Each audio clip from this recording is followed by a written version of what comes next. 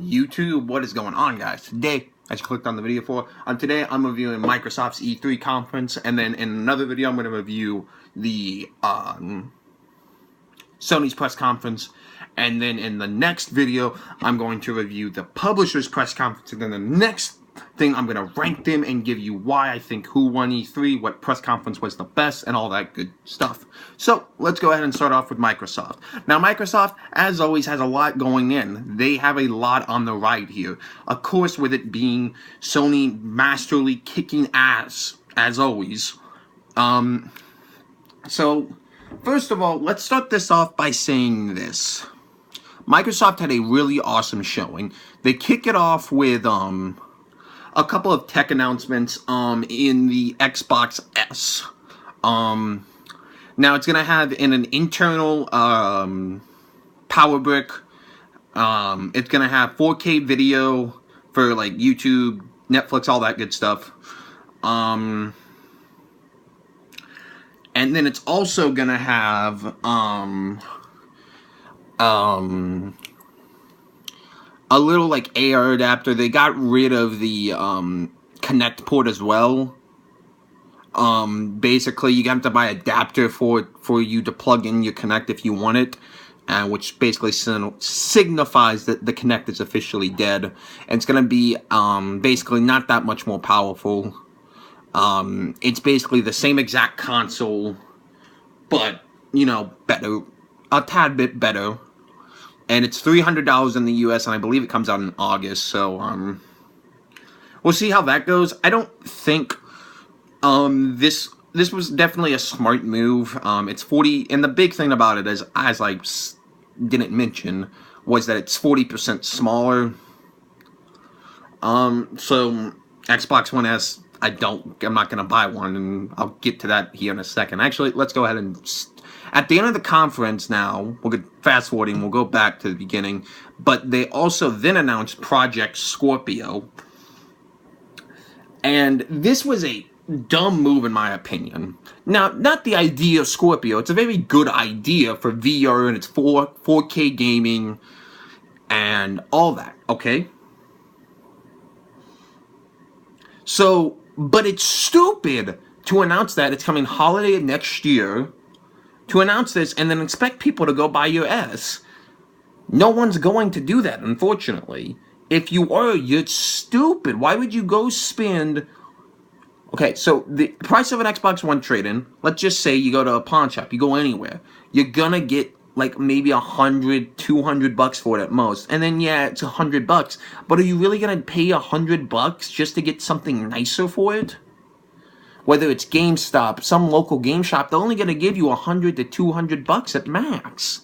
So you're going to pay $100, and then you're going to tell me next year you're going to pay out $600 for the Project Scorpio. And also on the Xbox S, it does have 2 terabytes as well, but you can go buy a 2 terabyte hard drive for the price that you're going to pay for the Xbox S. It's a very good... Project Scorpio has got a lot of great things about it. And I will end up probably purchasing one and pre-ordering one. Because I do want to see VR. And I think Xbox is... And they also basically kind of assume that, yeah, we're going to be doing VR. We just aren't there just yet. So I don't know how that's going to turn out. But it's definitely going to be something to keep your eye out on. You'll easily... I don't know if they're going to do another Xbox conference, like not E3, not anything, just say Project Scorpio. There you go. There you go. Like they have an entire dedicated press conference, like when they announced Xbox One, they say this is Project Scorpio's press conference. We're not talking about games, we're not talking about anything. And then what I've read about it is that also Phil Spencer says that no one's going to get left behind with the initial launch of Project Scorpio, is that you can see in like maybe 3 years, he couldn't say, maybe it could get diluted out. We're light years away from that. That's saying 4 to 5 years, which, I mean, that's probably actually typical for a life cycle is that no one's going to get left behind, that there's going to be multiple versions of games now. There's going to be a Project Scorpio that's going to be running at 4K, 1080p, 60 frames every game, while Xbox can now do that. And then all your existing games will then be adapted to Project Scorpio. So they're basically making an almost enormous PC that's going to be capable of running VR. So I'm going to end up probably be pre-ordering one as soon as I can, but we won't be seeing that announcement-wise maybe for till maybe next E3 or even a press conference maybe in March or May of some type next year. So that's light years away. We don't need to be talking about it too much as long as we have. So let's get to the games that Microsoft announced. And also on the tech side, just to get that out of the way as well, they also announced customizable controllers, which basically you can now customize your controller, 100% customizable. You can customize how it looks, how the joysticks look, how the faceplate looks, how the buttons look, all that fun stuff. You can do it all now. And you can then pre-order, you can ship it, and they'll ship it out to you. They'll make it, ship it out to you, and then it's like $80, but we'll see what happens. Yeah. And then that was basically it. They also announced the Gears of War Elite controller, which is pretty nice looking. I won't talk too much about that because we are running out of time soon. So let's actually get into the games. Gears of War 4, they kicked off the press conference with it. Very smart move, in my opinion, to get people excited. They announced Horde 3.0, which it's going to be awesome. The campaign looks great. They also show Marcus Phoenix, how he's elderly now. And in this game, it looks bad ass. Gears of War 4 is a serious contender to tell people you are about to experience what Gears of War in the next generation will. And I think the Coalition is going to do a fantastic job on getting this series almost better than what 343 does with Halo. So we'll definitely see where that goes, and I'm excited to see what the future holds for it. Then they also announced ReCore, its official release date. Apparently, I thought this game never even had a release date when it debuted last year at E3. It was just ReCore. Apparently, it was supposed to be out early this year. Now got pushed back, turned out to September 16th, and I'm hyped for this game. I'm hyped for it. It looks cool. I think it's going to be good. We'll see.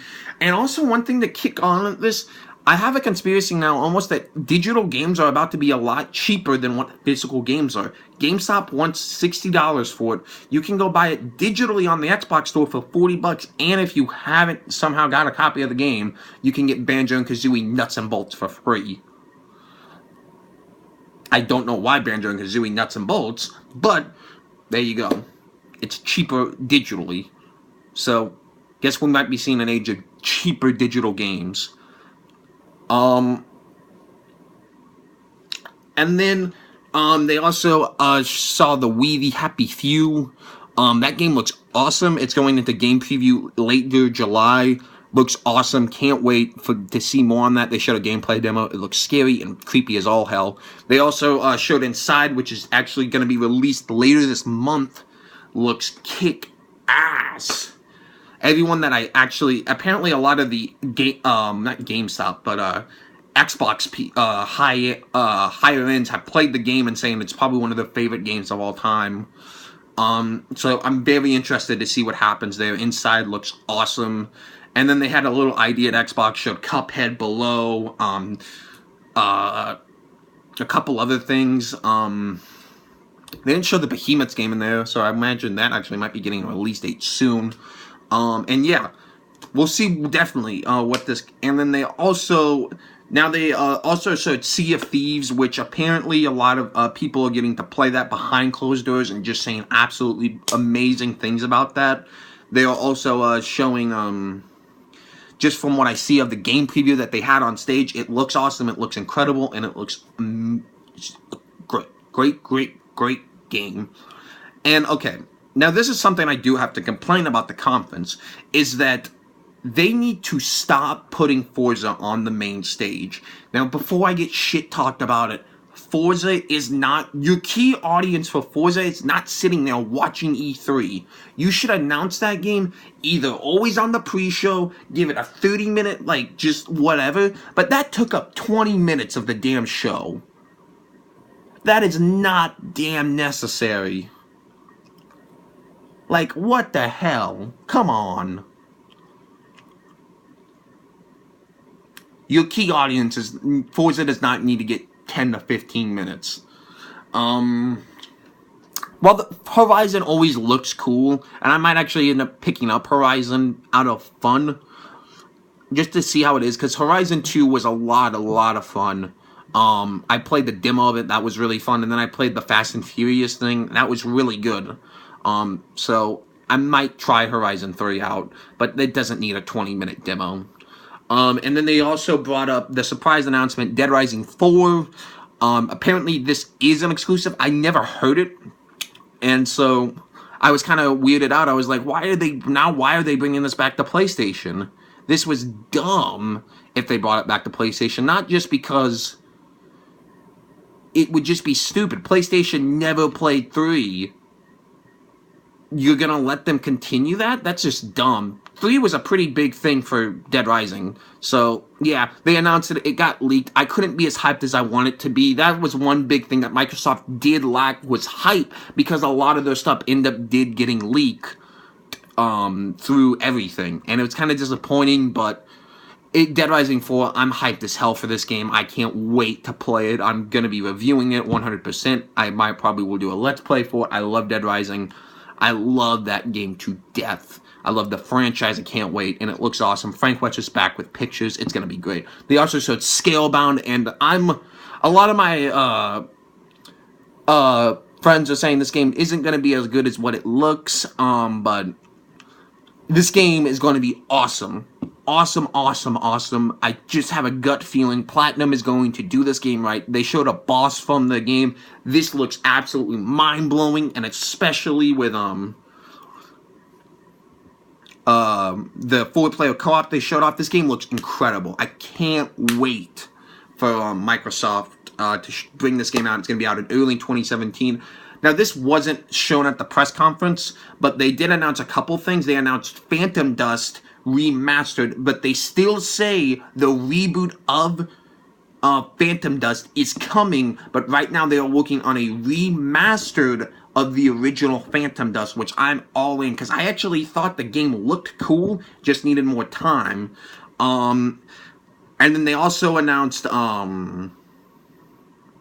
Crackdown 3, I'm sorry, was delayed till 2017. So that might probably end up being the big game for 2017, which it's definitely not a bad thing to have. But that and Sea of Thieves might go ahead and go together as the big games to buy, and then 2018 will be Halo, 2019 will be Gears, and then probably 2 other things. Yeah, and then on top of it, now to end the show, they announced Halo Wars 2 beta and all. And yeah, the beta's live now. Go download it. It's a really fun game. And then yeah, they announced the game. Just kind of showed it off and announced the beta. And that was Microsoft's press conference. It was a pretty good show with the announcements of the new hardware and all that stuff. It does give you hype. They also had a Minecraft demo I didn't really care about. But yeah, there's a lot of good games to be hyped, especially if you're a Microsoft fan. They are continuing to put out exclusives that even PlayStation have to fight for. Dead Rising, a Scalebound, Recore, Crackdown, Gears. They're not Sea of Thieves. They're using their franchises now, and I can't be more happy that they are. But that's where I'm going to end this video, guys. And if you can, hit that like button. It does help out a lot. And just hit that subscribe button if you are new here. And as always, thank you guys for watching this video. Do all the YouTube stuff, and YouTube, have a good day. Bye.